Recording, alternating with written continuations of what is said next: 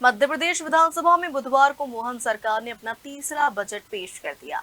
वित्त मंत्री जगदीश देवड़ा ने 4,38,317 करोड़ रुपए का बजट प्रस्तुत किया है। बजट में प्रदेश सरकार ने कई क्षेत्रों में सौगातों की झड़ी लगाई है। इसे बयां करते हुए अब मुख्यमंत्री डॉक्टर मोहन यादव की भी पेश हुए बजट पर प्रतिक्रिया सामने आई है।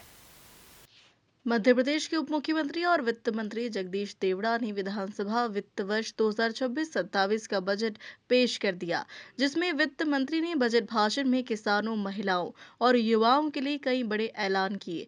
वहीं मुख्यमंत्री डॉक्टर मोहन यादव ने साफ किया कि किसी भी योजना को बंद नहीं किया जाएगा और लाडली बहना योजना की राशि 2027 तक बढ़ाई जाएगी। उन्होंने भरोसा दिलाया कि जो वादे किए गए हैं उन्हें पूरी तरीके से पूरा किया जाएगा।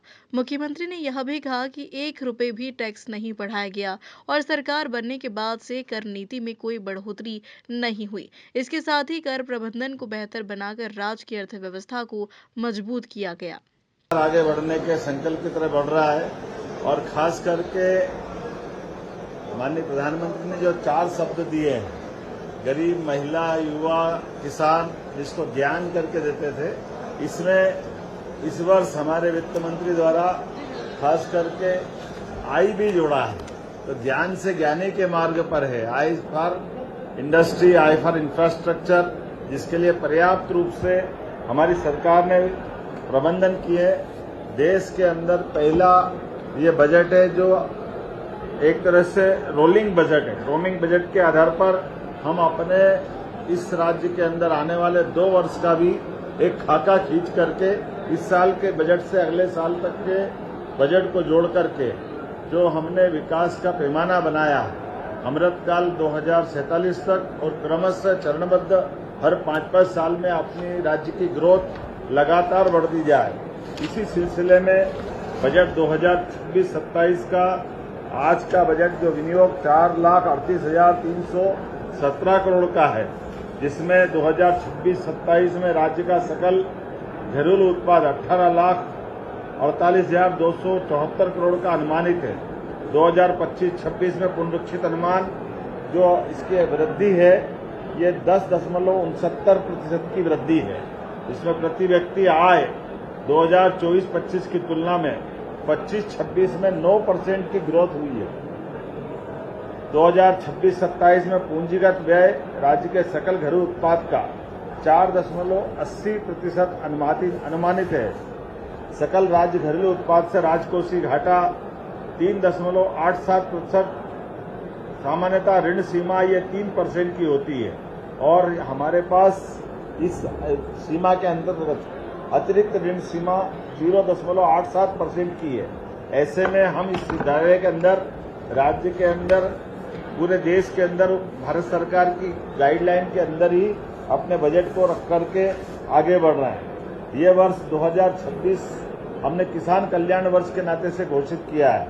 इस नाते से उत्पादन और उत्पादकता के लिए 28,158 करोड़ रुपया, आदान व्यवस्था हेतु 64,995 करोड़ रुपया, उपज के बेहतर मूल्य दिलाने के लिए 8,091 करोड़ रुपया, सुरक्षा चक्र विभिन्न प्रकार के फसल के बीमों के लिए 13,769 करोड़, कुल जमा इस किसान कल्याण वर्ष में कृषि वर्ष के लिए अन्य वित्तीय संसाधन सहित 1,15,013 करोड़ रुपए की धनराशि का प्रबंधन किया है।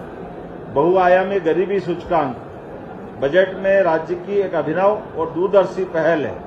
पूंजीगत व्यय वित्तीय वर्ष 2023-24 में और 24-25 में 25-26 में 30% की ग्रोथ से हमारा राज्य आगे बढ़ रहा है। ये अपने आप में एक बड़ी उपलब्धि है। अधोसंरचना विकास में बजट 26-27 में पूंजीगत व्यय परिव्यय में 1 लाख करोड़ से अधिक है, जो प्रदेश के इतिहास में पहली बार हो रहा है कि हम पूंजीगत व्यय में 1 लाख करोड़ से आगे के इंफ्रास्ट्रक्चर के काम के लिए धनराशि का प्रबंधन रख रहे हैं। हमारा अपना वैसे तो सबको जानकारी है ही, समृद्ध मध्य प्रदेश, संपन्न मध्य प्रदेश, सुखद मध्य प्रदेश और सांस्कृतिक मध्य प्रदेश।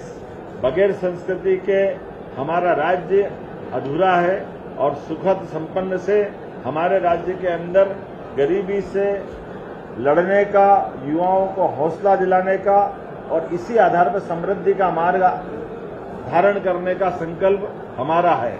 अर्थात सर्वस्पर्शी, समावेशी विकास, सुशासन, पर्यावरण, पर्यटन और सांस्कृतिक पुनरुत्थान पर हमने इस बजट को फोकस किया है। आपने ध्यान दिया होगा, पिछले समय हमने समृद्ध मध्य प्रदेश 2047 का दृष्टि पत्र का लक्ष्य रखने का निर्णय किया है। मुझे इस बात की प्रसन्नता है, इस दिशा में बढ़ते हुए ये कदम हमारा अपने उसी भाव को लेकर आगे बढ़ रहा है। इस आधार पर जब हमारे छोटे छोटे गांवों तक सड़क पहुंची है, अब आगे बढ़कर के मजरे टोले तक भी हम सड़क ले जाने वाले हैं। इसके लिए 21,630 करोड़ रुपए की धनराशि का प्रबंध रखा है और इसी आधार पर 2026-27 के लिए 800 करोड़ रुपए का हमने इसमें प्रावधान किया है। 4,572 करोड़ के जो विभिन्न क्षतिग्रस्त पुल पुलियां हैं, इनके लिए भी और पुनर्निर्माण के लिए भी हमने समावेशी सब प्रकार के विकास के ऊपर ध्यान दिया है। यही कारण है कि लगभग 900 करोड़ के पुल पुलिया और पुनर्निर्माण के लिए 900 करोड़ की राशि का प्रावधान इस बजट में किया गया है। सिंहस्थ महापर्व को लेकर 13,891 करोड़ रुपए की राशि रखी गई है और 2026-27 में, क्योंकि सिंहस्थ तो 28 में है, ऐसे में आने वाले समय में और भी ऐसे कई कामों के लिए 3,060 करोड़ रुपए की प्रबंधन इस बजट में किया गया।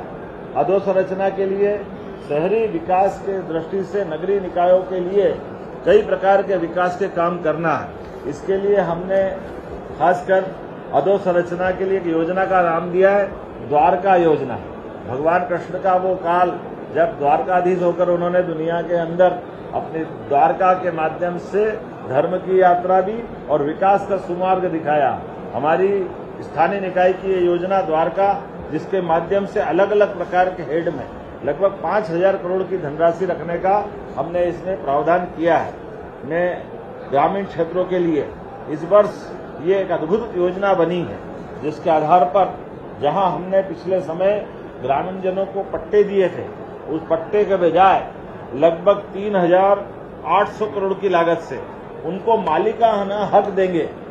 कई बैंकों में कई जगह ऋण के लिए या स्वामित्व के लिए आमतौर पर रजिस्ट्री का महत्व होता है, पट्टे को लोन लेने में अटपटा मानते हैं। मैं समझता हूं कि ये सबसे बड़ा निर्णय है, जिसके आधार पर हम मुद्रांक और पंजीयन शुल्क से ये जो किसानों को जो रजिस्ट्री कराई जाएगी, वो रजिस्ट्री का पूरा पैसा सरकार देगी और रजिस्ट्री उनके हक की होगी। ये हमारे लिए सबसे नया नवाचार है और पूरे देश का भी पहला नवाचार है, जब हमारे अपने ग्रामीण अंचल के प्रत्येक व्यक्ति को उनके अपने खुद के दस्तावेज में रजिस्ट्री का सारा खर्च सरकार उठाने जा रही है। यशोदा दुग्ध प्रदाय योजना, अर्थात स्कूल के अंदर 5 वर्षों के माध्यम से हमारे बच्चों को आमतौर पर फूड के आधार पर, फूड के साथ साथ टेट्रा पैक में अर्थात पैकेज में दूध भी देंगे और दूध से उनकी अपनी पोषकता के साथ साथ ये नवाचार हमने प्रारंभ किया है। इसके लिए भी 5 वर्षों में 6,600 करोड़ का प्रावधान हमारी सरकार के द्वारा किया गया है। मुख्यमंत्री लाडली बहना योजना, आप अंदाज लगा लो, इतना बजट तो 2002-03 तक का कांग्रेस के शासनकाल में 1956 में मध्य प्रदेश बना था। लगभग 20-22 हजार करोड़ का बजट रहता था। अकेली लाडली बहना योजना के लिए हमने अपने बजट में 23,883 लगभग 24,000 करोड़ का बजट लाडली बहना के लिए ही रखा है, क्योंकि हमने विकास के लिए पर्याप्त ध्यान दिया है। तो हमारी योजनाओं के लिए भी प्रतिबद्धता है, हम किसी योजना को बंद भी नहीं कर रहे, लेकिन पर्याप्त धनराशि देकर के हमने जो हमारा कमिटमेंट है उसको निभाने के लिए आगे बढ़ रहे हैं। विकसित भारत गारंटी फॉर रोजगार योजना हमारे लिए, इसमें आजीविका मिशन सहित लगभग 10,428 करोड़ का प्रावधान इसमें भी किया गया है। मैं जब आपसे बात कर रहा हूं तो कुल मिलाकर के ये बजट समृद्ध, संपन्न, सुखद और सांस्कृतिक मध्य प्रदेश के सपने को साकार करने वाला है। एक तरफ जब हम बजट में आगे बढ़ रहे हैं, 1 रुपया टैक्स नहीं बढ़ाया गया है। ये हमारे बजट की तीसरे साल की विशेषता भी है। जब से हमारी सरकार बनी है हमने 1 रुपए का बजट 1 रुपए का कर बढ़ाया नहीं। एक इसका कारण बेस ये है कि हमारे अपने वित्तीय संसाधनों का बेहतर सुप्रबंधन करते हुए अलग से कोई किसी पे टैक्स न बढ़ाते हुए उपलब्ध टैक्स के आधार पर सुव्यवस्था के बलबूते पर बजट को लगातार बढ़े जा रहे हैं। हर हेड में राशि बढ़ा रहे हैं।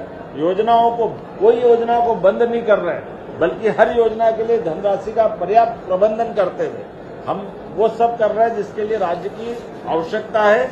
इसलिए आज जब देश का तीसरा सबसे युवा राज्य मध्य प्रदेश है तो युवाओं के लिए रोजगार के लिए भी पर्याप्त प्रावधान किए हैं। हमारे विकास के सभी पैमानों के लिए एयरपोर्ट से लगा करके नए प्रकार के ग्रीनफील्ड रोड बनाने तक, नए कॉलेज और नई सांदीपनि विद्यालय से लगा करके नए हॉस्पिटलों तक, मेडिकल कॉलेज से लगा करके सभी प्रकार के इंडस्ट्रियों तक, सभी प्रकार के एविएशन के प्रोत्साहन फलस्वरूप हमारा राज्य एकमात्र राज्य है जहां हेली सर्विस के आधार पर भी हम पर्यटकों को अपने से जोड़ करके उनके लिए बीमार है तो एयर एम्बुलेंस और घूमने आए तो उनके लिए हेलीकॉप्टर की सुविधा भी दे रहे हैं। और जहां हेलीकॉप्टर की सुविधा दे रहे हैं वहां प्लेन की सुविधा भी दे रहे हैं। और प्लेन की टिकट के लिए आमतौर पर जैसे उत्तराखंड के अंदर अगर 3 मिनट का वायुयान सेवा या हेलीकॉप्टर सेवा में व्यक्ति बैठता है तो लगभग 15 से 20 हजार रुपया उसको लगते हैं। उसके उलट हमारे यहाँ 45 मिनट की यात्रा में हम केवल उससे 1/10 ले रहे हैं, बाकी का सारा पैसा हमारी तरफ से दे रहे हैं। इसी के कारण से हमारे सभी प्रकार की हवाई सेवाओं में सफलतापूर्वक अब तीसरे वर्ष में प्रवेश करते हुए पर्याप्त प्रावधान किया गया। और यही कारण है कि देश के अंदर सबसे ज्यादा पर्यटकों की संख्या लगभग 13.5 करोड़ से ज्यादा अगर आई है तो मध्य प्रदेश में आई है। मुझे इस बात की भी प्रसन्नता है, धार्मिक पर्यटन ने भी हमारे अभी तक के सारे रिकॉर्ड तोड़े हैं, जिसके आधार पर देश के अंदर सबसे ज्यादा पर्यटकों की, धार्मिक पर्यटकों की संख्या भी अब अपने प्रदेश के अंदर आई है। इसी के साथ साथ विदेशी पर्यटकों की संख्या भी उल्लेखनीय 1.5 लाख से ऊपर की संख्या में हमारे राज्य के अंदर विदेशी पर्यटक भी आए। लेकिन आने वाले समय में ये इनकी संख्या और बढ़े, इसलिए टेंट सिटी से लगा करके स्टार और स्टार से लेके होम स्टे तक सभी प्रकार के क्षेत्र में हम विकास कर रहे हैं। और साथ ही साथ वन्य जीवों के लिए भी हमारे यहाँ वन्य संपदा पर्याप्त रूप से है। मुझे आज की ही आपको जानकारी देते हुए आनंद है, हमारा चीता परिवार और बढ़ रहा है। आज नए चीतकों के नए शावकों का आपने सबने दर्शन किए होंगे। हम सब महसूस कर रहे हैं कि हमारे पास 35 से संख्या बढ़कर 38 हो रही है और 8 वयस्क चीते बोत्सवाना से इसी महीने आने वाले हैं। एक एक करके सभी प्रकार के वन्य प्राणी, और इसी महीने कोशिश कर रहे हैं जंगली भैंसा जो लगभग हमारे यहाँ 100 साल पहले विलुप्त हुआ है, असम से वो भी आने वाला है।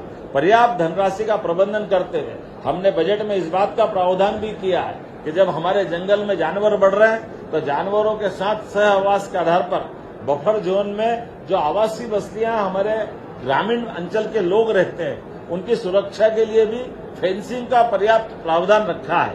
एक तरफ हम जनजागृति के काम कर रहे हैं, उनके लिए आकाशवाणी की सुविधा दे करके अगर हाथियों का दल भी आ रहा है तो जंगल में हाथियों के दल के मूवमेंट के आधार पर वनवासियों के साथ हमारे ग्रामीण वासियों को भी सूचना दे करके जंगल के जानवर भी सुरक्षित रहे और मानव भी सुरक्षित रहे। ऐसे कई प्रकार के हम काम कर रहे हैं। उम्मीद कर रहे हैं कि विकास के इस क्रम में लगातार हम आप सब मिलकर के यशस्वी प्रधानमंत्री के नेतृत्व में आगे बढ़ते रहेंगे।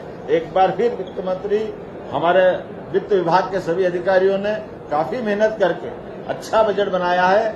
मैं आपके माध्यम से उनको सबको भी बधाई देता हूं। रहना की राशि का प्रबंधन किया है और क्रमशः हमने कहा कि 2027 तक जो कमिटमेंट किया है हम निभाएंगे। किसी भी लाडली रहना को राशि से वंचित नहीं होने देंगे और निर्धारित लक्ष्य तक प्राप्त करेंगे। देखिए, आपके सबकी जानकारी के लिए दोबारा बताना चाहूंगा, हमारा बजट पिछले बार 4,21,000 करोड़ का था। इस वर्ष 4,38,300 करोड़ से ऊपर का है।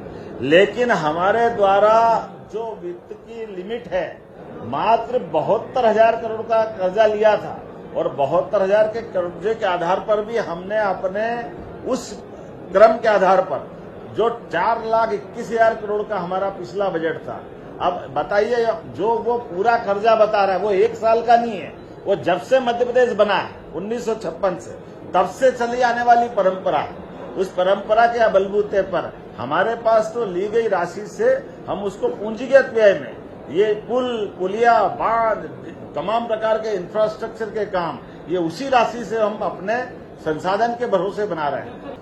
आपको इस बात को हमको कहने में कोई गुरेज नहीं है कि अगर अच्छी योजना है, माँ यशोदा ने अगर कृष्ण कन्हैया को दूध माखन से साथ बड़ा किया तो हम भी ये चाहेंगे ऐसे कृष्ण बलराम स्कूल में दूध पी के हष्ट पुष्ट हो, आनंद आए।